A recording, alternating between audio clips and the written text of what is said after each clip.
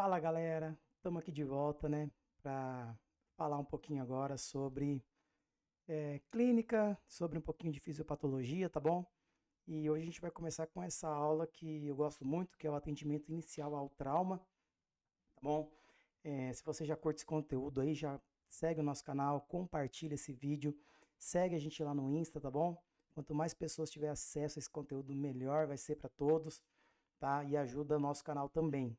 Combinado, pessoal? Então, assim, tendo em conta que é uma aulinha resumo, tá? Nada muito aprofundado, para que vocês tenham uma noção básica de como conduzir um trauma seguindo o ABCDE, certo?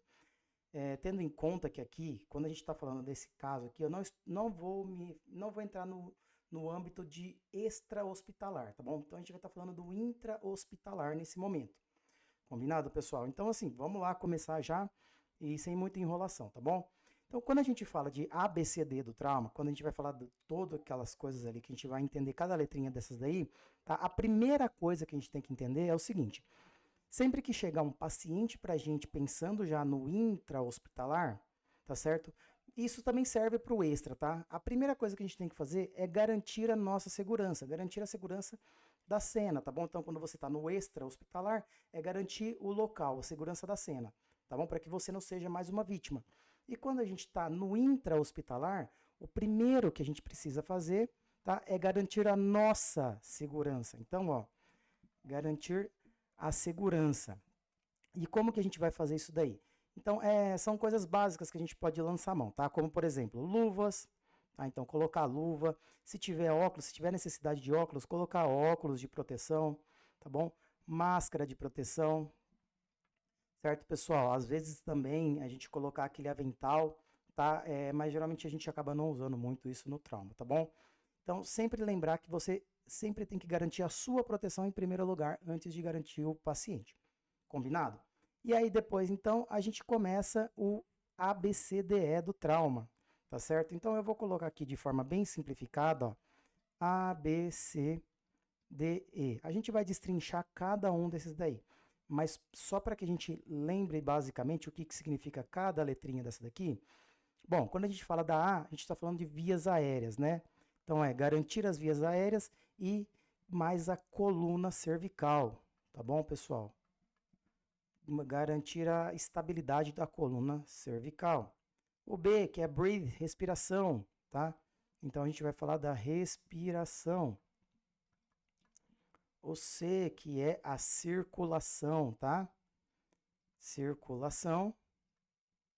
Mais aqui, ó, a gente também tem controle de hemorragias, tá bom? Controle de hemorragias. Combinado, pessoal? No D, a gente vai estar avaliando a disfunção neurológica, tá? Neurológica, que é bem simplesinho, depois a gente vai falar dela rapidinho. E no E, que é a exposição do paciente, tá? Então a gente vai estar falando de exposição e controle do ambiente aqui. Combinado, pessoal? Então, vamos lá destrinchar cada uma delas. Lembrando que aqui, como a gente vai estar falando de aula, tá bom? Então, eu vou falar de cada letrinha por separado. Porém, tenham em mente que na vida real, a gente vai estar fazendo tudo ao mesmo tempo, tá bom? A gente consegue avaliar praticamente tudo ao mesmo tempo. Mas para efeitos de aula aqui, vamos separar cada letrinha de cada vez aí, para ficar mais fácil o nosso entendimento. E como a gente está falando de aula, sempre lembrar o seguinte: a gente nunca sai de uma letra e pula para outra sem resolver essa letra que a gente está. Por exemplo, eu nunca vou sair da letra A e pular para B sem antes resolver tudo que eu tiver que resolver na letra A, tá bom?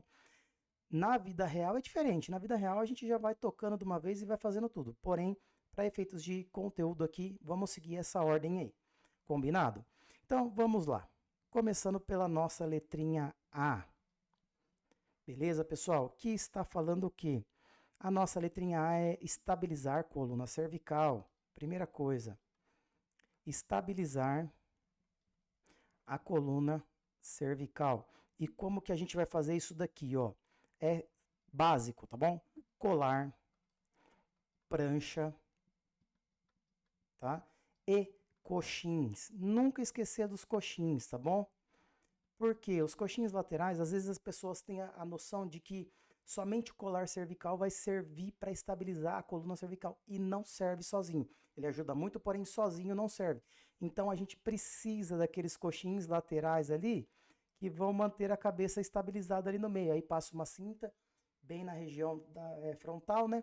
E na região de mento. Então a gente consegue estabilizar o paciente melhor ali, tá? Então sempre colar, prancha e coxins, tá bom? E quando a gente fala de via aérea, o que a gente precisa saber sobre a via aérea? Se ela está pérvia, tá bom? Então, ó, se está pérvia. E como que a gente vai fazer isso daí? Perguntando para o paciente como que ele está, perguntando o nome dele. O paciente chegou para você ali na emergência, a primeira coisa que você vai fazer, como que é o seu nome? Tá certo? Perguntei para ele qual é o nome dele, ele vai falar, meu nome é Roberto. Ah, poxa, você já sabe que a via aérea dele está pérvia, tá bom? Pode ser um som que ele emita também? Pode ser, mas geralmente a gente opta pelo nome, tá? Pergunta o nome, pergunta se ele sabe onde ele está, o dia da semana. Se ele responder para você, pessoal, vocês já sabem que a via aérea está pérvia, tá bom? E aí a gente entra nessa divisãozinha básica aqui. Se a via aérea está pérvia, o que eu faço com esse paciente aqui? Então, vou colocar o sim e o não aqui, tá bom? Então, vamos lá. Se ela estiver pérvia, a gente vai fazer o quê? Oferecer oxigênio, tá? Então, a gente oferece O2 em uma quantidade aí, ó, uma concentração maior a 10 litros por minuto. Combinado, pessoal? Bom, e se ela não está pérvia? Se você viu que esse paciente não respondeu, não falou nada. Então a gente vai ter que prosseguir para uma via aérea artificial. Tá bom? E aí, quando a gente fala de via aérea artificial, a gente está falando de algumas possibilidades que a gente vai ter aí. Tá? Então a gente tem, falando dos tipos de via aérea artificial, eu tenho duas, tá? Uma que a gente chama de definitiva. A definitiva é aquela que a gente vai ter um balonete insuflado na traqueia, combinado? Então, essa daqui, ó, ela protege, tá? Ela protege via aérea, combinado? E eu vou ter uma que é conhecida como temporária, tá bom? E a temporária, ela não tem um balonete insuflado na traqueia, então ela não protege via aérea, tá bom? Ela não protege via aérea. Combinado, pessoal? E aí, quais seriam as indicações que a gente vai falar aqui para ter que prosseguir para uma via aérea artificial? Então, assim, as indicações básicas. Paciente em apneia, tá bom? Paciente em apneia, ele vai parar. Combinado? Para proteção de via aérea mesmo, tá? Então, assim, às vezes o paciente ele tá ali falando, porém está todo ensanguentado, você vê sangue lá na faringe dele, você vê que ele vai broncoaspirar porque ele está começando a rebaixar. Proteção de via aérea. Intuba esse paciente ou faz outro procedimento. Tá bom? Também a gente tem aqui, quando o paciente ele não consegue manter oxigenação, tá? Então, quando ele não consegue manter a oxigenação, a gente também vai intubar esse paciente ou fazer uma via aérea artificial aí, tá? E quando a gente fala de TCE grave, tá bom? Tendo em conta que o TCE grave a gente vai avaliar na letrinha D. Por isso que eu falei para vocês, para efeitos de aula, a gente separa as letras que fala cada uma por separado. Porém, na vida real, a gente fala tudo de uma vez. Tanto que o TCE grave ele entra aqui. Por quê? Um TCE grave, a gente vai estar falando de um Glasgow menor do que 8, tá bom? Menor ou igual a 8. Paciente com Glasgow menor ou igual a 8 é indicação de intubação em um trauma, tá bom? E aí, isso daqui são as indicações básicas que a gente precisa, tá? Então, vamos falar um pouquinho de cada uma dessas tipos de via aérea, tanto a definitiva quanto a temporária, para que vocês tenham uma noção. Quando a gente fala de vias aéreas definitivas, a gente vai ter a clássica, que é a principal de todas, que é a intubação orotraqueal, tá bom? A gente vai ter a intubação nasotraqueal, tá bom? A gente vai ter a cricotireoidostomia cirúrgica, tá bom? E a gente vai ter a traqueostomia. Combinado, pessoal? Então, ó, falando de vias aéreas definitivas, quem a gente tem aqui? Esses quatro principais aí. E aí, quando a gente fala de a principal de todas, é intubação orotraqueal, tendo a cricotireoidostomia como segunda opção aqui, tá bom? E lembrando que aqui, ó, eu quero uma atenção especial. A tráqueo, ela vai ser eletiva, tá bom? Por quê? A tráqueo, pessoal, ela é, além de ser um procedimento muito invasivo, ela pode complicar muito. E se o paciente chegar a complicar, chegar a sangrar, é feia a coisa, é difícil de controlar, tá bom? Então, por isso que ela acaba se tornando eletiva. E quando a gente fala de vias aéreas temporárias, tá? Que são aquelas que não protegem a via aérea superior, tá bom? A gente está falando da crico por punção, a cricotireoidostomia por punção, tá? A gente vai falar qual é a indicação dela aqui, principal, tá bom?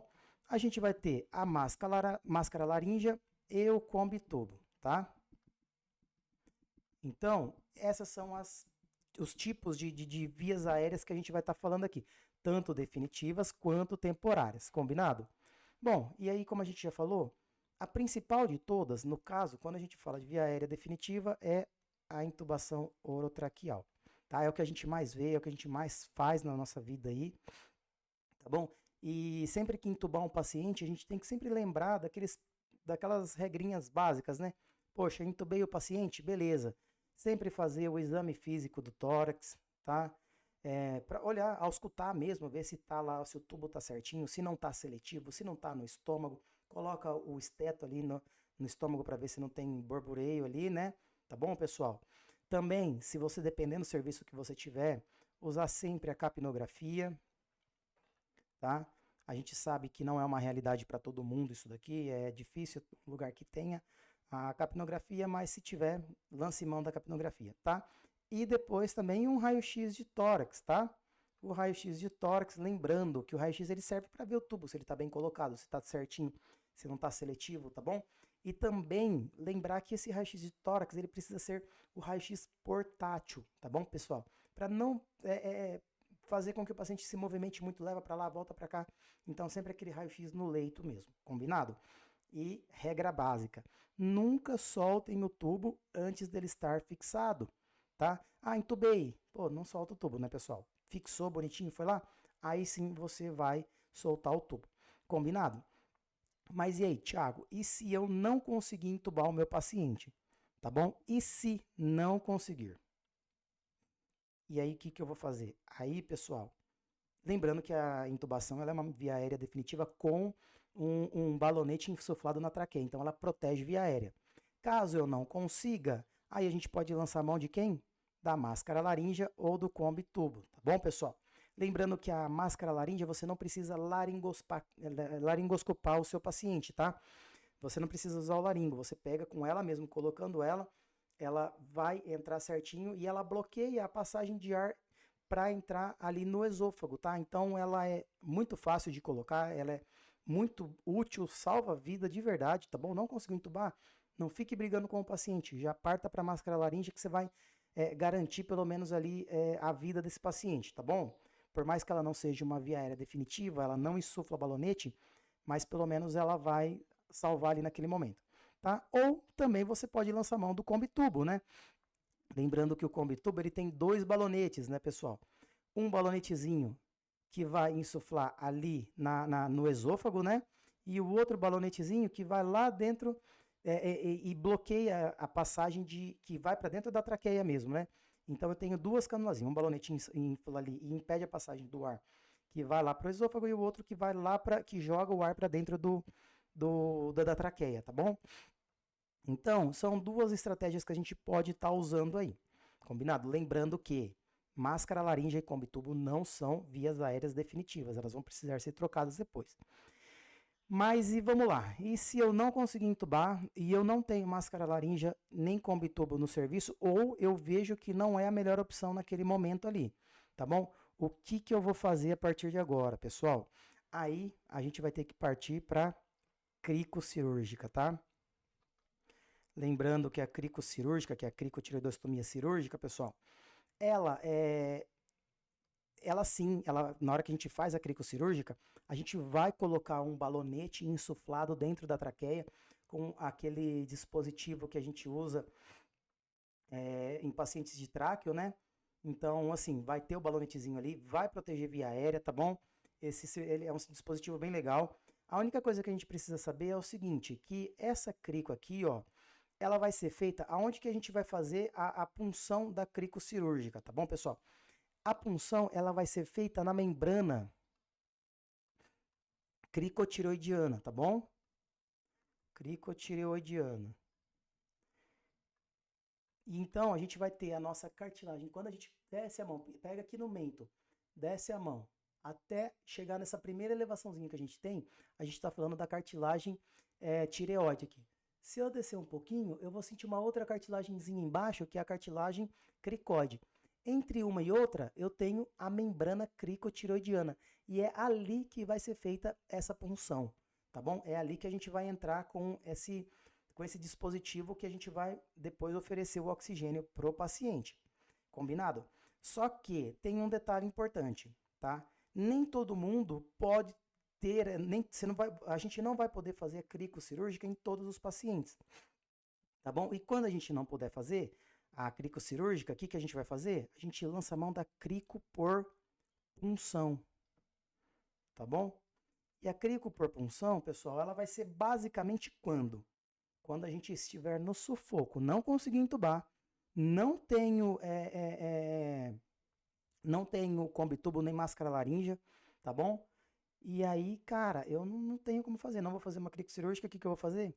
Crico por punção. Então, é sempre naquela situação de sufoco ou crianças, tá?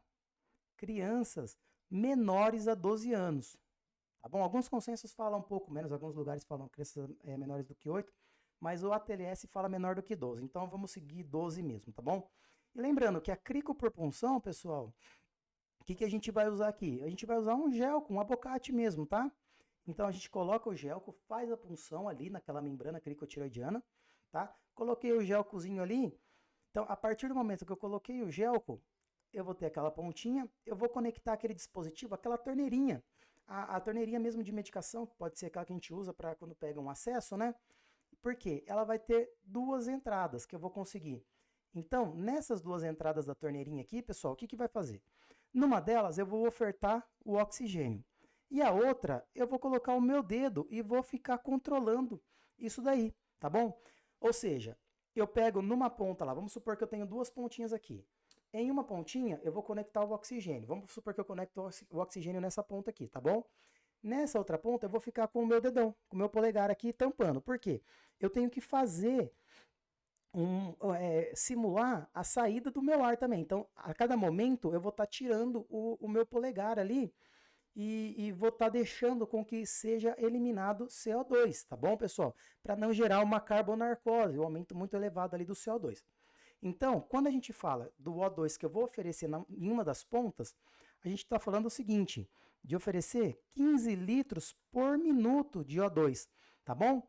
E aí o que acontece? Coloquei aqui, oferta oxigênio aqui, 15 litros por minuto, e o meu polegar eu vou tampar a outra ponta. Como que eu vou fazer essa conta de quanto tempo eu tenho que ficar com ele tampando e quanto tempo eu tenho que ficar com ele aberto?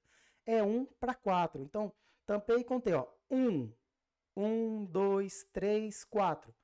1, 2, 3, 4. Então, é 1 tampado e 4 aberto. 1 tampado e 4 aberto.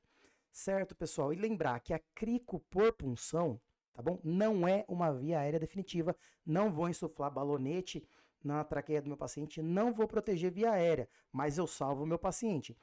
E para evitar a carbonarcose, a gente vai manter essa via aérea apenas por 30 a 45 minutos.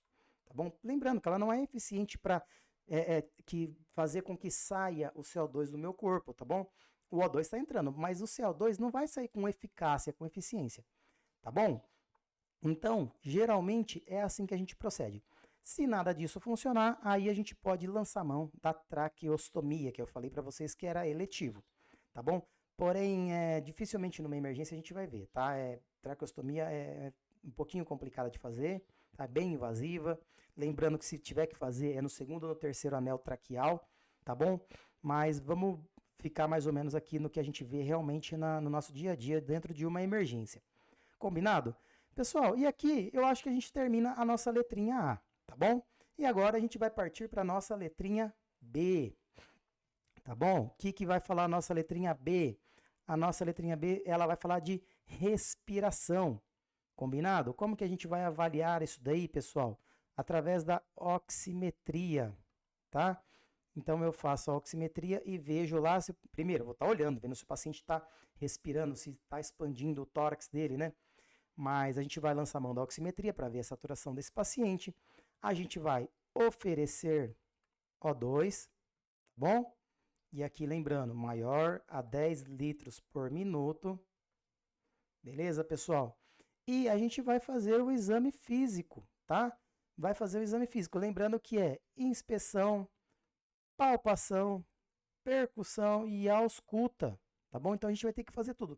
E aqui é um detalhe interessante, porque no B é onde tem alguns problemas que podem acontecer em relação a complicações, como pneumotórax hipertensivo, pneumotórax aberto, hemotórax massivo. Não vou falar disso agora, porque depois eu pretendo lançar cada um por separado, explicando como funciona cada um, tá bom, pessoal?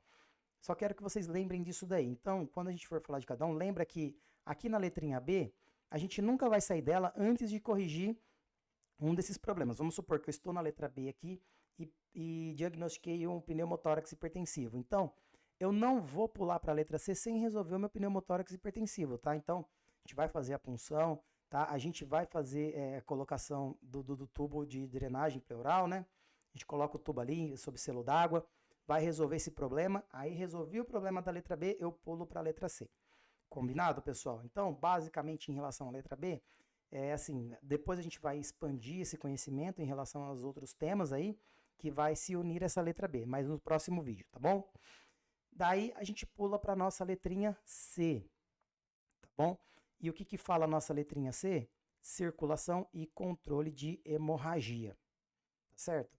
Quando a gente fala de circulação, a gente vai falar de basicamente pressão arterial, tá? E frequência cardíaca, tá bom? Então, conferir PA e conferir frequência cardíaca desse paciente. E a hemorragia, a gente vai falar um pouquinho sobre hemorragia nesse paciente aí. Lembrando que controle de hemorragia basicamente é comprimir, tá bom? Como que a gente vai controlar a hemorragia? Com pressão, tá? Mas eu vou falar um pouquinho mais aprofundado daqui a pouquinho, tá legal? E o que eu quero que vocês tenham em mente é o seguinte: paciente chegou para vocês, vítima de trauma, tá? E ele está hipotenso, então guarda isso para a vida de vocês, ó. Paciente vítima de trauma chegou hipotenso. Combinado? Até que se provem o contrário, esse paciente está sangrando, tá bom? Até que se prove o contrário, é uma hemorragia. Tá bom, pessoal? E aí a gente vai chamar de ou choque hemorrágico ou choque hipovolêmico, tá bom? Então, lembre-se sempre disso. Está vítima de trauma, chegou para você, hipotenso, hemorragia, está sangrando, choque hipovolêmico ou choque hemorrágico. Combinado? Sempre lembra disso daí. E onde que é o mais comum o paciente sangrar? Lembrar, primeiro lugar assim, não primeiro lugar, né? Mas assim, sempre a gente tem que lembrar que ele pode sangrar no tórax, tá bom? O mais comum no abdômen, tá bom? Ele pode sangrar em pelve, tá? Fratura em livro aberto, que a gente fala, né? E osso longo, tá bom, pessoal? Osso longo, quando a gente fratura osso longo, também pode fazer sangramento de grande proporção, que pode fazer com que o paciente chegue a ter uma hipotensão e entre em choque. Combinado? E aí, o que a gente tem que fazer? Para controle de circulação no paciente, como que a gente vai fazer controle de sangramento, controle de choque? Primeira coisa, tá? Isso é clássico, tá bom, pessoal? Em alguns lugares vocês vão ver a gente falando que um acesso basta, mas eu, com a minha particularidade, com o que eu vejo no meu dia a dia, eu prefiro 2 acessos, tá? 2 acessos venosos periféricos, tá bom? E calibrosos. Combinado, pessoal? Põe o gel com 14 ali mesmo, tem que ser calibroso. Por quê?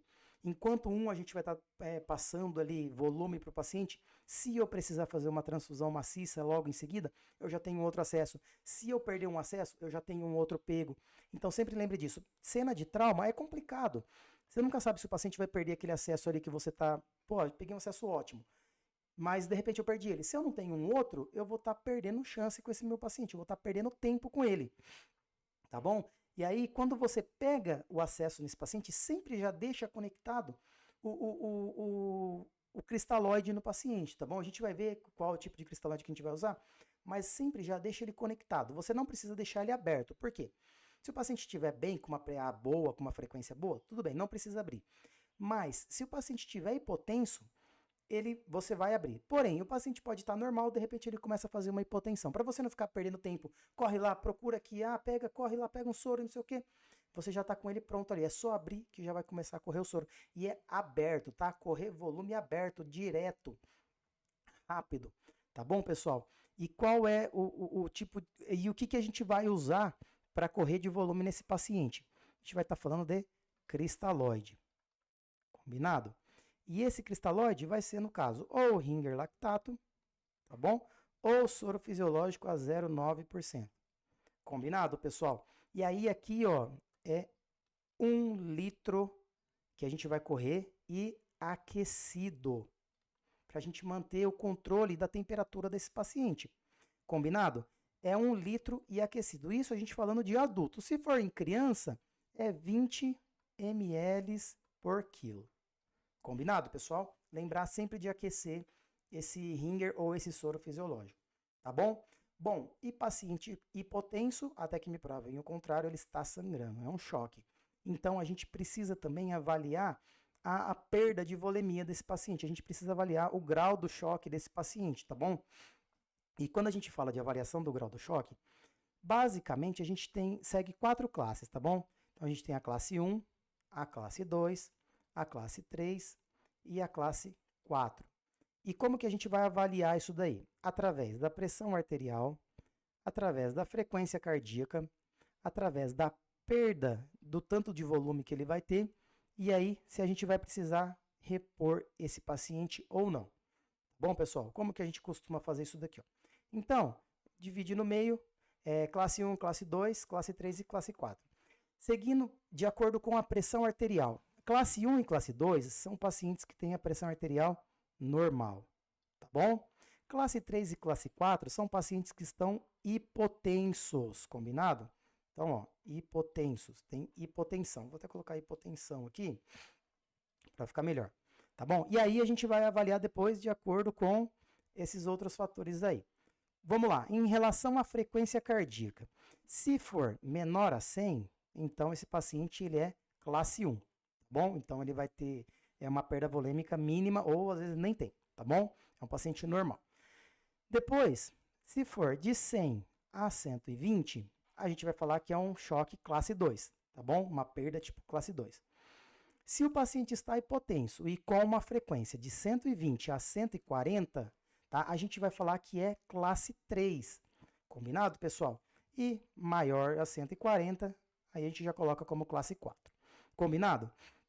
E lembrando, agora a gente vai para a perda ali. Se for a classe 1, ele vai ter até vai um volume menor a 750 ml de perda sanguínea ali, tá bom? E isso vai representar para a gente aproximadamente 15%. Combinado? Agora, se for classe 2, vai ser de 750 a 1,5 litro. Tá bom, pessoal? E isso representa para a gente de 15 a 30% de perda sanguínea, tá? Do volume sanguíneo. Lembrando sempre, um homem, a gente está falando ali, né? Sempre fisiológico. Um homem, 1,70 m, 70 kg, tá bom? Agora, se for classe 3, beleza? Então a gente vai ter uma perda de 1,5 a 2 litros de sangue que esse paciente vai estar perdendo. Isso daí vai representar para a gente de 30 a 40% de perda do volume sanguíneo. Combinado? E se for classe 4, ele vai ter uma perda maior a 2 litros de volume de sangue, tá? E isso vai representar uma porcentagem maior a 40%. Combinado? E aí, de acordo com conseguir classificar o meu tipo de choque, tá bom? Já classifiquei ali. O que, que eu vou fazer com esse paciente? Agora é aqui a gente vai definir qual vai ser a conduta para cada um deles, tá bom? Então vamos lá. Se for classe 1, a gente vai precisar repor alguma coisa nesse paciente? Não, tá bom? Então aqui a gente não repõe sangue nesse paciente, tá bom? Se for classe 2, a gente vai precisar repor? Talvez, depende, a gente vai ter que avaliar, tá bom? Aí a gente vai ver se o paciente foi lá, se a gente fez o cristalóide e ele não respondeu, talvez a gente já pode pensar em fazer uma transfusão, tá bom? Classe 3, com certeza esse cara vai precisar de transfusão. Bom, pessoal? E classe 4, lembrando que aqui a gente ainda consegue ver o tipo de sangue do paciente e fazer certinho, tá? Lembrando de classe 4, aqui não dá tempo de nada, tá? Aqui é transfusão maciça. Combinado, pessoal? Transfusão maciça. Então a gente vai tecer nesse cara ali com certeza uma transfusão muito grande. E lembrando, quando a gente fala de transfusão maciça, a proporção é sempre 1 para 1 para 1. Um concentrado de hemácias, tá bom? Para um plasma, tá? Para um concentrado de plaquetas. Combinado, pessoal? Sempre a gente vai fazer isso daí, tá bom? E aí vem o detalhe interessante, tá? Lembrando que, por que a gente não faz mais, antigamente falava para fazer mais de 1 litro de volume nesse paciente, para tentar controlar sangramento, para tentar controlar hipotensão e tudo mais. Hoje em dia a gente não faz mais isso daí, tá? Hoje em dia a gente tem uma hipotensão, que a gente fala, que a gente mantém o paciente em hipotensão permissiva, tá? E o que seria essa hipotensão permissiva, pessoal? Eu vou manter uma pressão arterial média, tá? Eu vou manter uma pressão arterial média mínima que consiga garantir a perfusão desse paciente, tá? Porque, para mim, manter a pressão desse paciente é para gerar perfusão, tá bom? Para ele não sofrer. Então, eu posso manter uma hipotensão permissiva. Então, ou seja, eu deixo uma PAM média, uma pressão arterial média, que consiga manter a perfusão desse meu paciente, beleza? Por que eu faço isso? Porque é o seguinte, se eu faço muito volume, esse paciente está sangrando, aumentando muito o volume, eu aumento muito a pressão, tá bom? E aumentando muito a pressão, lembra que na fisiologia que a gente vai fazer uma retroalimentação positiva. E eu vou aumentar o sangramento desse paciente, porque eu aumentei a pressão, não estanquei por onde o sangue está saindo, não bloqueei a saída do sangue, aumenta o sangramento. E o paciente piora, ele faz uma hipotensão pior ainda. Combinado? Então, é basicamente por isso. Se eu mantenho uma hipotensão permissiva, é mais fácil de conseguir controlar um sangramento, é mais fácil de o sangue conseguir coagular, tá bom? Eu tenho uma coagulação sanguínea, combinado? Então, a gente pode ter essa hipotensão permissiva. A gente só vai ter uma situação que a gente não vai fazer hipotensão permissiva, tá bom?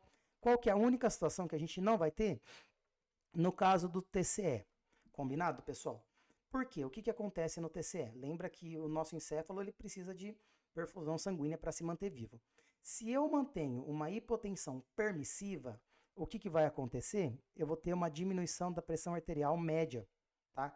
Lembrando que eu tenho que ter uma pressão arterial média mínima para manter a perfusão. Só que, se eu mantenho uma hipotensão permissiva, a minha pressão arterial média ela vai ser menor do que a gente geralmente costuma manusear o nosso paciente. Diminuindo a pressão arterial média, o que vai acontecer? Diminui a perfusão cerebral, tá bom? A perfusão cerebral vai estar diminuindo. Diminuindo a perfusão cerebral, eu pioro o TCE desse meu paciente, tá bom, pessoal? Então, basicamente, é isso daí que a gente vai estar falando, tá bom? Então, assim, de uma forma bem simples, assim que a gente avalia o choque do paciente, assim que a gente avalia se vai fazer transfusão nesse paciente ou se não vai fazer, tá bom? E aí a gente, continuando aqui na letrinha C, eu gostaria de falar para vocês sobre o ácido tranexâmico, tá bom? O ácido tranexâmico, o famoso transamin, tá? Que é muito falado ali, que ele é um antifibrinolítico, tá bom, pessoal? Esse daqui a gente vai lançar a mão do transamin em uma situação. Paciente que está sangrando muito, tá bom? Paciente que está sangrando muito e no qual eu não consigo estancar, no qual eu não consigo fazer a compressão para bloquear essa hemorragia que está tendo, tá bom? Então, quando eu tenho um paciente sangrando muito e que eu não consigo comprimir, eu vou lançar a mão do ácido tranexâmico. Ele é até um pouco controverso e tudo mais, mas ele é uma estratégia muito válida, tá bom? E o que a gente tem que lembrar, ó? Quando eu não consigo comprimir e em sangramento muito intenso, tá bom? E lembrar, sempre num prazo menor a 3 horas. Passou de 3 horas, não faça o ácido tranexâmico, tá bom? Não faça. E aí, a minha primeira dose é em um tempo, em um período menor a 3 horas. E quanto que eu vou usar aqui? 1 grama, tá bom? A gente vai usar 1 grama de ácido tranexâmico em um período menor a 3 horas. E a segunda dose, tá? Ela vai ser num período de até 8 horas do trauma, tá? Não é depois da primeira dose. Então, se eu fiz a primeira dose, vamos supor que eu fiz a primeira dose com 2 horas de trauma. Então, eu só tenho mais 6 horas para fazer a segunda dose, tá bom? Então, ó, em até 8 horas do início do trauma, tá bom? E aqui eu faço mais 1 grama de ácido tranexâmico. Combinado, pessoal? Não faça se passou de 3 horas, tá bom? E aí, como que eu vou controlar a perfusão do meu paciente? Se ele está tendo uma boa perfusão, tá bom? A perfusão a gente controla através da diurese do paciente. Combinado? Lembrando que adulto, tá bom? A diurese ela vai ter que ser de 0,5 ml por quilo por hora, tá bom? E em crianças, a diurese ela vai ser de 1 ml por quilo por hora. E assim a gente consegue avaliar se está tendo uma boa perfusão nesse paciente aí. Porque se ele estiver fazendo esse débito de diurese aí, ele está perfundindo bem, o rim está filtrando bem. Combinado?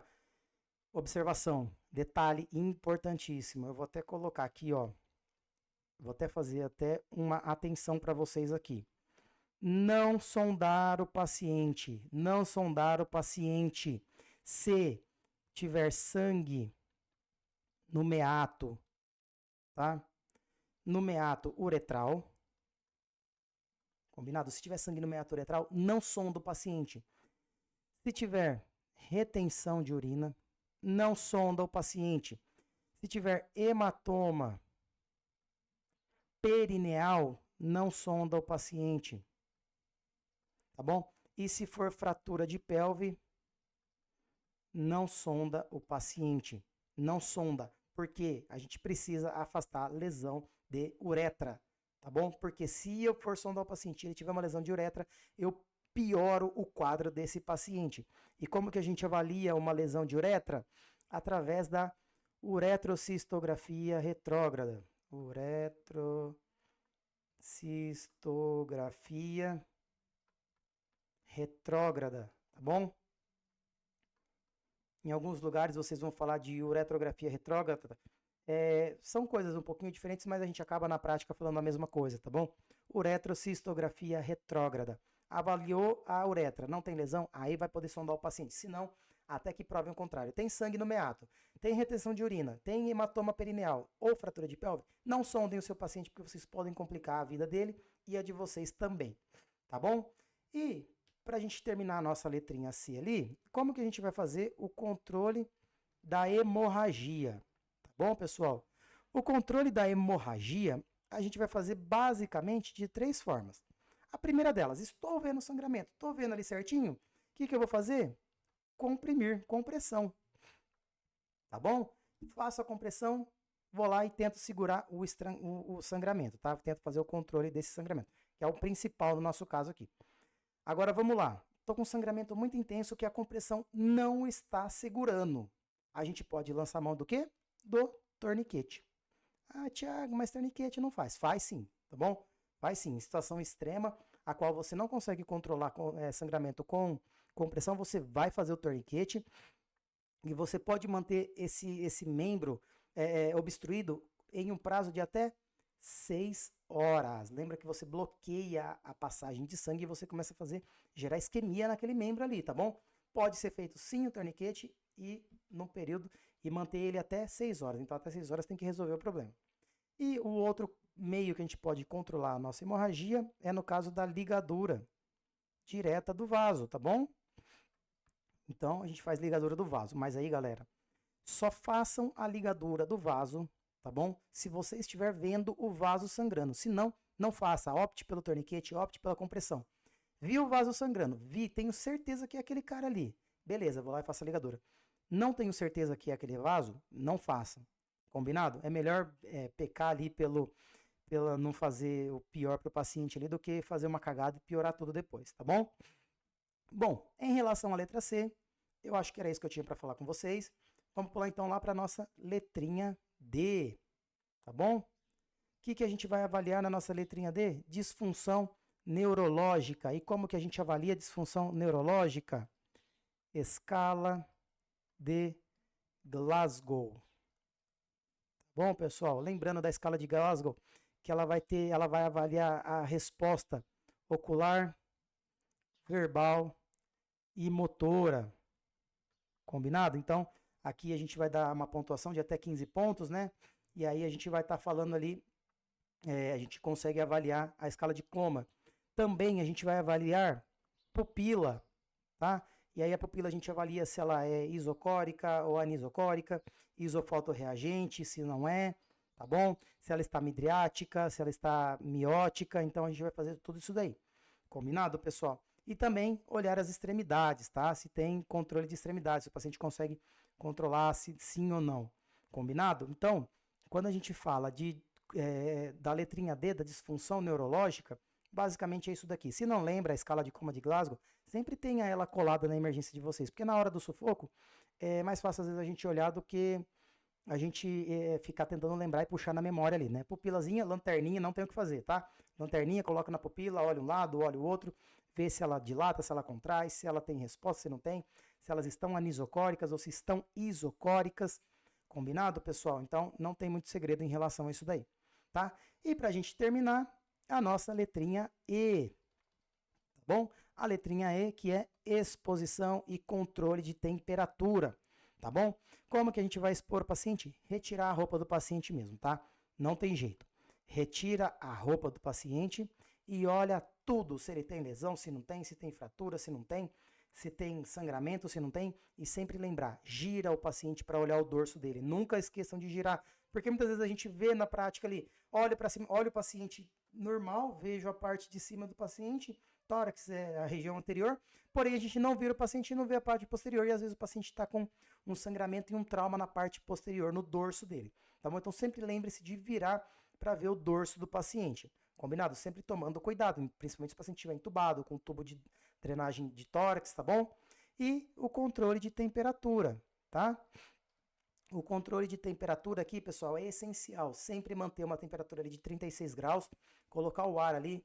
Ali a gente não tá para conforto nosso, ali é para manter o paciente vivo. Colocar um cobertor, depois de expor o paciente vivo, tudo cobre o paciente, coloca a mantinha térmica, tá bom? E assim a gente consegue manter pelo menos o nosso paciente. Combinado, pessoal? Bom, basicamente era isso que eu queria falar para vocês em relação ao ABCDE do trauma, tá bom? Esse primeiro atendimento ao paciente de trauma. Espero que tenha ficado claro, espero que tenham gostado, tá? Se caso gostaram, já deixa o like, curte aí nosso vídeo, curte nosso canal, compartilha esse vídeo, segue a gente no Instagram, tá bom, pessoal? Muito obrigado e espero vocês até o próximo vídeo. Valeu, galera!